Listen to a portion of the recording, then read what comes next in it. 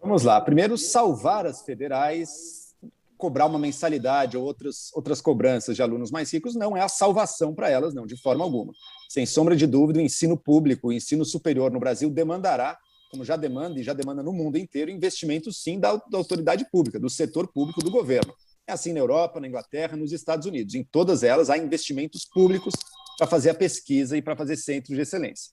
Agora, o ensino superior brasileiro poderia ter mais fontes de financiamento e com maior justiça social. Por quê? Porque a gente sabe que nas classes mais favorecidas do Brasil, o mais comum é que os filhos da elite brasileira estudem em universidades federais e que tenham, portanto, a parte mais cara da sua educação paga pelo contribuinte médio, que é muito mais pobre e cujo filho, em geral, nem está dentro de uma universidade, muito menos de uma universidade federal, que é uma minoria das pessoas que cursam nesse país. Portanto, sim, seria justo. A seguinte regra, quem pode pagar, deve pagar. Você pagou um colégio caro no ensino médio para o jovem, então ele pode pagar alguma mensalidade na federal que ele for cursar. Agora, tem outro lado.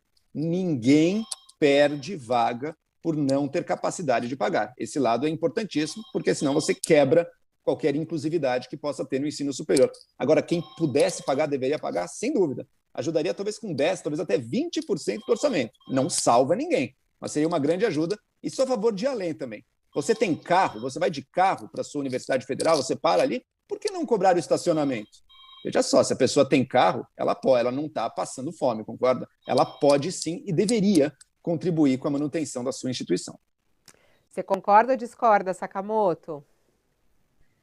Olha, eu discordo do Joel, né? Eu acho que é uma série de razões. Algumas coisas a gente concorda que é claro que cobrança de mensalidade não vai resolver a questão, mas a gente acha que é legal levantar, tentar explicar, lembrar a população uma coisa. A universidade pública é quem produz ciência no Brasil. A universidade, a diferença da pública e muitas das privadas é que muitas das privadas dão apenas aula, tem a docência. A universidade pública tem pesquisa, significa o quê? Desenvolver vacina, desenvolver novas tecnologias, né? E isso não consegue ser bancado. Ciência não vai ser bancada por mensalidade nunca, não vai ter como. Agora, ao contrário do senso comum que aponta que a maior parte das universidades federais são um espaço de rico, a última pesquisa que foi realizada pela Associação dos Dirigentes das Universidades Federais, um levantamento nacional, apontou que 70,2% dos estudantes vêm de famílias com até um salário mínimo e meio. Daí, outros 16,75% são de famílias com 1 a 3 salários mínimos, ou seja, mais de 86% são de famílias pobres. Na outra ponta, 0,63% são de famílias com mais de 10 salários mínimos, né? Então, ou seja, vai cobrar mensalidade dessa acima de 10 salários mínimos, aí você coloca esse ponto. Segundo ponto, ao contrário do que se pensa, as cotas, tanto as étnico-raciais quanto as sociais, estão mudando a configuração das universidades, mesmo as universidades paulistas, né? A Unicamp, 68% dos ingressantes já foram ingressantes de classes mais baixas, de classes mais pobres, e isso é incrível, isso é fundamental, é uma mudança, né? E esse pessoal, aí você fala o seguinte, poxa, mas esse pessoal, ele não vai pagar mensalidade. Bem, se ele não vai pagar mensalidade, né? Você vai pegar só o pessoal que tem grana que pode pagar mensalidade, isso é irrisório para manter docência, para manter ensino, para manter pesquisa, para manter extensão. Isso, na verdade, é muito mais uma discussão retórica que quer levar para dentro da universidade uma questão de mercantilização. Por isso que eu discordo também quando o Joel fala de estacionamento. Aí depois vai querer abrir uma praça de alimentação. Começa a transformar o espaço da universidade, que é garantido, a Universidade Pública Brasileira, de acordo com o artigo 1206 da Constituição, é público e gratuito. E é importante que seja assim com todas as pessoas tendo o mesmo status. Estou lá, sendo rico ou sendo pobre, no mesmo status. Caso contrário, com o tempo, você começa a criar aquela diferenciação. Eu sou do grupo pagante, eu sou do grupo gratuito. Isso gera uma diferenciação que depois tem reverberação na nossa desigualdade social. Isso cria castas, inclusive, dentro da própria universidade.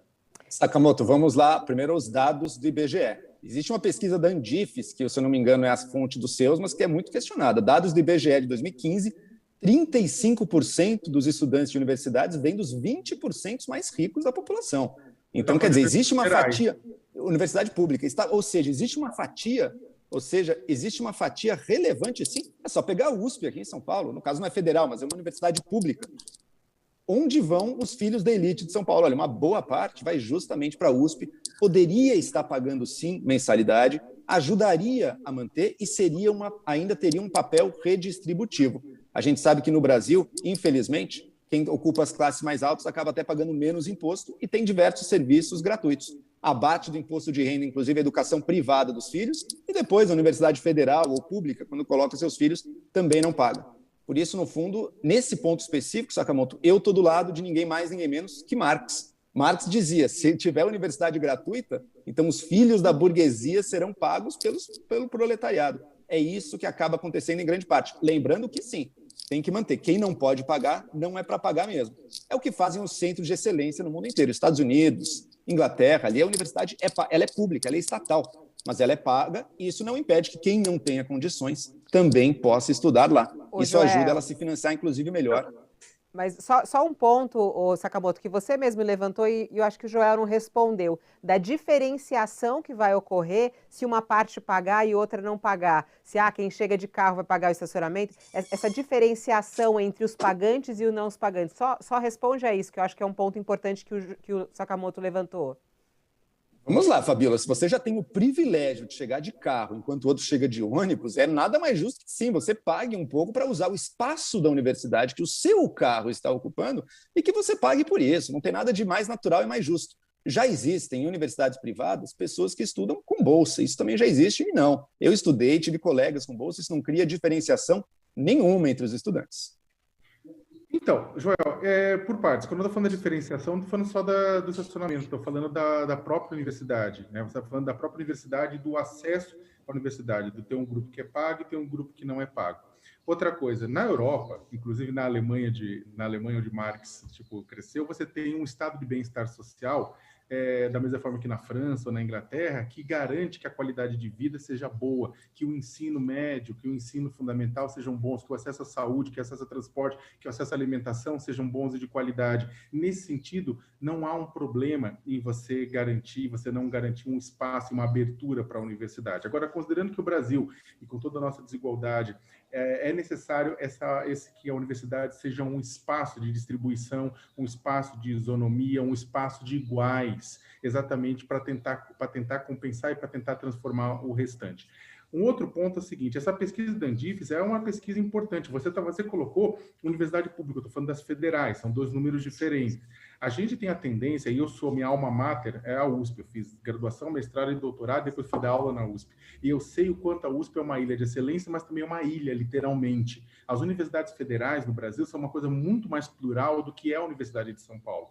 Mas mesmo assim, se você for pegar, nos últimos anos tem reduzido muito essa diferenciação do perfil das pessoas. E a Unicamp, que também é um centro de excelência, tem 68% dos alunos ingressando de famílias de até 2 salários mínimos. Essa informação não é minha, mas do então reitor Knobel, né? Agora, para finalizar, tem uma coisa que a gente concorda. Eu acho que quando você coloca que realmente há uma diferença, gente rica, e aí acho que a solução para isso não é você taxar e cobrar a universidade, é você aumentar o imposto de renda e sobre propriedade de super rico no Brasil, como você mesmo falou que não paga imposto. Se a gente garantir que esse pessoal comece a pagar imposto de uma forma decente, super rico, gente que está me assistindo, super rico não é você não, que comprou um Jeep Renegade em 24 vezes, tá? Se é classe média alta, no máximo é classe alta. Estou falando de gente rica, muito rica, que não paga imposto, paga menos do que você da classe média. Taxa a renda, taxa a propriedade. Faz que nem o quê? Os Estados Unidos, a Europa, né, o Japão. Taxe esse. E você garante educação gratuita e de qualidade. Bom, o Joel concorda ou discorda dessa última frase aí? Vamos taxar os ricos? Vamos aumentar... Okay? Vamos taxar os ricos. É ilusório quem acha que é só os bilionários. Não, a classe média alta recebe benefícios e sim, infelizmente, vai ter que pagar mais para as contas do país se acertarem. E parte disso, nada mais justo do que venha também da sua mensalidade. A regra é simples. Um pai conseguiu pagar que o filho estude num colégio privado? Ora, por que ele não pode pagar a mesma quantia, inclusive, para que ele continue estudando no ensino público?